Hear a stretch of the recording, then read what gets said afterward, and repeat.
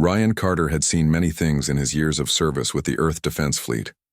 He had crossed dead moons, faced ambushes on lonely asteroid mines, and flown through the wreckage of great battles. But nothing in his life had prepared him for the moment when the helmet of an enemy soldier fell away, and he saw a face that would change him forever. The war had stretched on for years. Humans were locked in a bitter struggle with the Thaylen Empire, a race known for their tall frames, glowing eyes, and strict obedience to their rulers. To humans, they were enemies beyond reason. Every broadcast, every commander repeated the same message. The Thaylen would never stop until Earth bent to their control. Ryan believed it, or at least he thought he did. It was on the ruined outpost of Neris 4 that the strange moment happened. The outpost, once a thriving research station, was now nothing more than broken steel and ash. The sky above was hidden by smoke and debris. Ryan led his small unit through cracked corridors, checking for survivors or enemy patrols. The silence felt heavy, the kind that makes a soldier's skin crawl. Then it happened. A shout echoed, followed by plasma fire. Ryan's squad scattered, returning fire. The air filled with red and blue streaks of energy. Dust shook from the ceiling as explosions rocked the floor beneath their boots. Ryan darted behind a broken support beam, aiming his rifle at the shadows ahead. From the smoke, a Thaylen soldier leapt forward. She was quick, her armor a deep silver marked with strange, glowing patterns. Ryan aimed, ready to fire, when suddenly her helmet struck the ground and rolled across the floor with a hollow clang. Ryan froze. For the first time, he saw her face. She was not the monster he had imagined. Her skin was pale with a faint shimmer, her features delicate and almost human. Her eyes glowed faintly, not with anger but with something else, fear. She looked at him, wide-eyed, her chest rising and falling as she gripped her weapon. But she didn't pull the trigger. Ryan's finger tightened on his rifle, yet something in him refused to fire. He had seen fear before in new recruits and in civilians trapped in crossfire. That was the same look she wore now. She wasn't trying to kill him in that second. She was trying to survive just like him. For a moment, the battle noise around them faded. It was as if time itself slowed. Her hair, freed from the helmet, framed her face in dark strands. She could have fired. He could have fired. Neither did. Then another explosion shook the hallway, snapping the spell. She turned and ran, vanishing into the smoke. Ryan stood there, breath heavy, staring at the helmet she had left behind. His squad regrouped quickly. "Captain, you all right?" His second-in-command, Mark, asked, pulling at his shoulder. Ryan blinked, sliding his rifle back into position. "I'm fine. Let's move." But he wasn't fine. Not at all. That night, back aboard the human carrier orbiting Neris 4, Ryan sat in his bunk, staring at the floor. The others celebrated their narrow escape, talking loudly in the mess hall, but Ryan's thoughts were far away. He couldn't shake the image of that face. Every briefing had told him the Thaylen were merciless, but the look in her eyes was not merciless. It was almost human. He tried to convince himself it was nothing, just hesitation in the heat of battle, just chance. But deep down, Ryan knew better. He had hesitated too. Why? He had never hesitated before. Sleep came late that night, filled with dreams of glowing eyes and a helmet rolling across the floor. The following days brought more missions. Ryan buried himself in duty, trying to push away the memory. But fate seemed to have other plans. On the third day, his squad was assigned to patrol the outer ruins of the station once again. The area was unstable, full of collapsing beams and energy leaks. As they moved through the rubble, a drone hidden in the shadows sprang to life, its weapons charging. Ryan turned too late, then a blast ripped past him, striking the drone before it could fire. Startled, Ryan spun around. There she was, the same Thaylen soldier. Her armor was scorched, her weapon lowered. She stared at him, her chest rising and falling, as if she couldn't believe what she had just done either. "You," Ryan whispered, his voice caught between shock and gratitude. She didn't speak at first. Then, in halting English, she said softly, "Not all Thaylen want war." Before Ryan could respond, she darted back into the shadows, vanishing once more. Ryan's squad reached him seconds later. "Captain, what happened?" "You okay?" Mark asked again, glancing around. Ryan forced his face calm. "Drone malfunction. Took itself out." He lied quickly. But inside, his heart was pounding. Twice now she had spared him. Twice now she had shown something no enemy was supposed to show. Mercy. As they finished the patrol, Ryan felt the heavy weight of a new truth pressing on him. The war wasn't as simple as orders made it seem. Somewhere beneath the armor of his so-called enemy was someone who hesitated, who feared, who even protected him. That night, alone in his quarters, Ryan whispered to himself words he could barely believe. "I don't even know her name, but I can't forget her." Ryan Carter could not erase her from his mind. The image of the Thaylen soldier with the fallen helmet stayed with him through every briefing, every patrol, and every silent meal. He told himself it was foolish. He was a captain of the Earth Defense Fleet. She was the enemy. But no matter how hard he tried, his thoughts returned to the glow of her eyes and the quiet words she had spoken. Not all Thaylen want war. He repeated those words to himself whenever the silence of space weighed on him. They sounded fragile, almost impossible. How could an enemy who had killed so many of his people also be someone who wanted peace? Yet he had seen it in her face, the way her hands had trembled, the way her voice had carried honesty. Days passed. Missions came and went. But fate was not finished with Ryan. It was during a late-night patrol of the outer ruins that it happened again. His squad was searching for remaining drones when Ryan heard a faint sound behind a collapsed wall. He motioned for his men to spread out, raising his weapon. Carefully, he stepped closer. There she was. She had no helmet this time. Her dark hair fell loosely around her shoulders, and her silver armor looked damaged, scorched from battle. She froze when she saw him, her weapon still slung at her side. For a moment they just stared at each other, the silence heavy between them. Ryan could have shouted for his men. He could have fired. Instead, he lowered his rifle, slowly raising his free hand in a gesture of peace. Her eyes widened in surprise. Then after a long pause, she whispered, "You should not be here." Her words were halting but clear. "Neither should you," Ryan answered softly. She looked down at the ground, as if ashamed. "I have nowhere else." Ryan's heart beat faster. She was not like the other Thaylen he had fought, proud, merciless, and cold. There was sadness in her voice, something almost human. "What's your name?" Ryan asked before he could stop himself. She hesitated. Then she said quietly, "Salira." The name echoed in his mind, settling into his memory as if it had always belonged there. "I'm Ryan," he replied. For the first time, she gave him a small, cautious smile. "Ryan," she repeated, her accent softening the word. Before they could speak more, footsteps echoed down the corridor. Ryan's squad was returning. Quickly, Salira pulled her hood over her face. "Go," she whispered urgently. "If they see me, they will kill me, and you too." Ryan's chest tightened. He wanted to stop her, to ask her more, but he knew she was right. With one last glance, she slipped away into the shadows, leaving Ryan alone just as his squad appeared. That night, Ryan couldn't sleep. Salira. The name repeated in his thoughts like a song. He remembered the way she had said Ryan, as though it was the first safe word she had spoken in months. His duty told him to report her presence.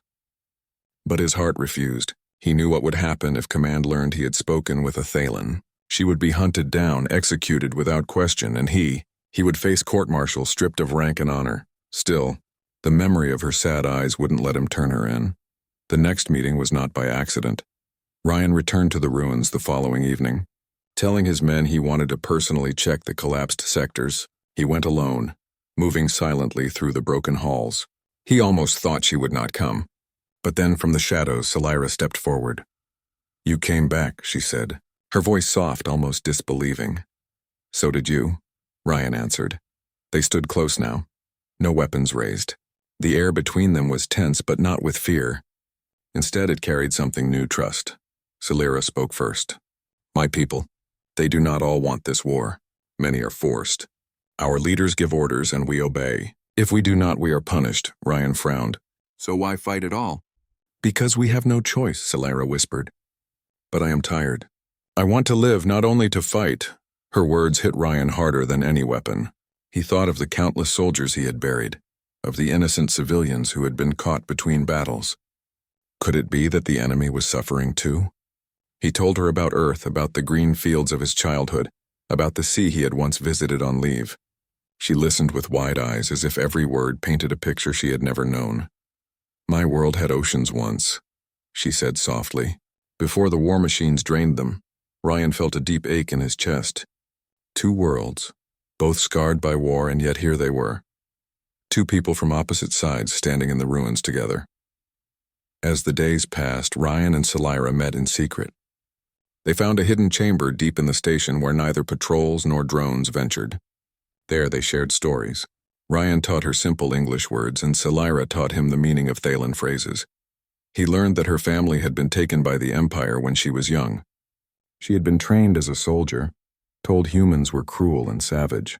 Yet when her helmet had fallen and Ryan had not fired, her belief began to crack. "You should have killed me," she whispered one evening. "I couldn't," Ryan admitted. "Something in me said you weren't my enemy." Her eyes softened. "And something in me said the same about you." But the secret began to weigh heavily on Ryan. His closest friend, Mark, noticed his absences. One night, as Ryan slipped back into his quarters, Mark confronted him. "Where do you keep going, Captain?" Mark demanded. "Don't tell me it's nothing. I fought beside you too long to believe that." Ryan hesitated. He wanted to tell Mark everything, but the risk was too great. Finally, he shook his head. "You wouldn't understand." Mark studied him closely. "Be careful, Ryan. Secrets get men killed." Ryan nodded, but inside he knew he would not stop. He couldn't. Not now. Each meeting with Celira grew longer, and each goodbye grew harder. She laughed more freely now, her voice no longer trembling. She touched the walls of the human station as though memorizing them, as though they were a piece of freedom she had never known. Ryan knew he was breaking every rule written in the fleet's code. But when he saw her smile, he felt that some rules were not worth following. One night, as they parted, Celira touched his hand lightly. "This is dangerous," she said, her voice barely a whisper. Ryan looked into her glowing eyes. "I know, but I don't care." For a long moment, neither moved. The war raged outside, but here in the ruins, two enemies had found something stronger than orders, something worth risking everything for. The war reached its breaking point. The human fleet and the Thaylen Armada were preparing for one of the largest battles yet. Every soldier felt the weight of it. Everyone knew this fight could decide the future of the galaxy. Captain Ryan Carter stood in the command room of his carrier, listening to the briefing. Maps of the battlefield flickered in blue light, showing clusters of ships and outposts. The commanders spoke about strategy, about sacrifice, about victory. But Ryan's mind drifted elsewhere. He thought of Celira. Their secret meetings had continued for weeks. He had learned more about her than he ever thought possible. She was not just a soldier. She was a person with dreams, fears, and a heart that longed for peace. She had risked her life more than once to meet him in the ruins, and now with the great battle approaching, Ryan feared he might lose her forever. The battle began with fire in the skies. Massive ships clashed, their weapons lighting up the void. On the ground, soldiers charged through shattered stations and broken cities. Ryan led his squad into the chaos, plasma fire flashing around them. At first, everything was noise and survival. But then, through the smoke, Ryan saw her. Celira. She was fighting too, leading a small group of Thaylen soldiers. For a moment, Ryan's chest tightened with fear that she would raise her weapon against him. But then he saw something different. Her group was firing not at humans, but at other Thaylen soldiers who tried to continue the slaughter.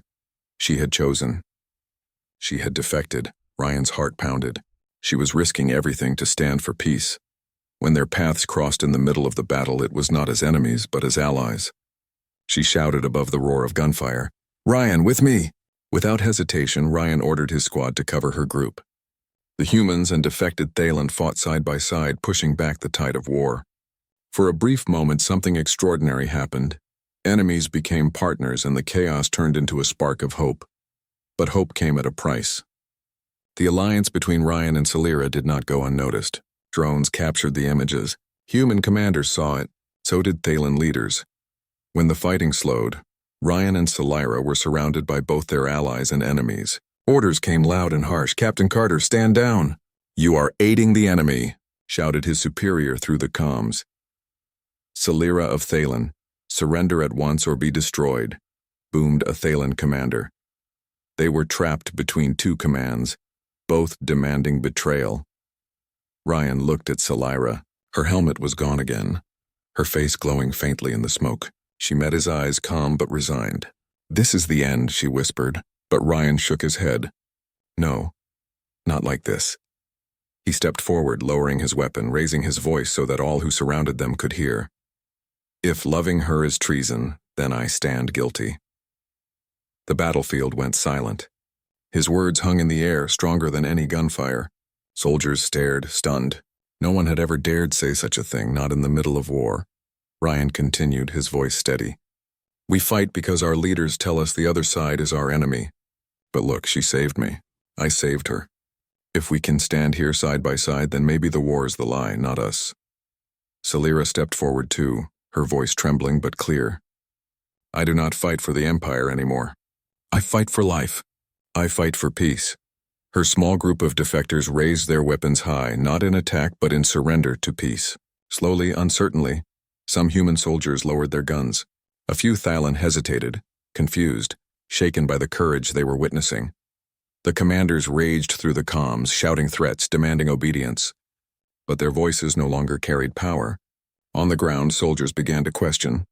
If a human captain and a Thailand warrior could defy orders for love and peace, maybe the war was not as unshakable as it seemed. That moment became the seed of change. The battle did not end in one day, but it shifted. Negotiations began soon after. The council was forced to face the truth. There were those on both sides who no longer believed in endless bloodshed. The image of Ryan and Salira standing together spread across the galaxy, a symbol stronger than any fleet. Ryan faced his court-martial, just as he knew he would. He stood before his superiors unashamed. Yes, I broke the rules, he said firmly. But I would break them again because some rules are wrong. If love can exist between enemies, then maybe we were never enemies at all. Silence followed his words. No punishment was announced. The leaders had seen the change spreading among their people. To punish Ryan would only make him a martyr.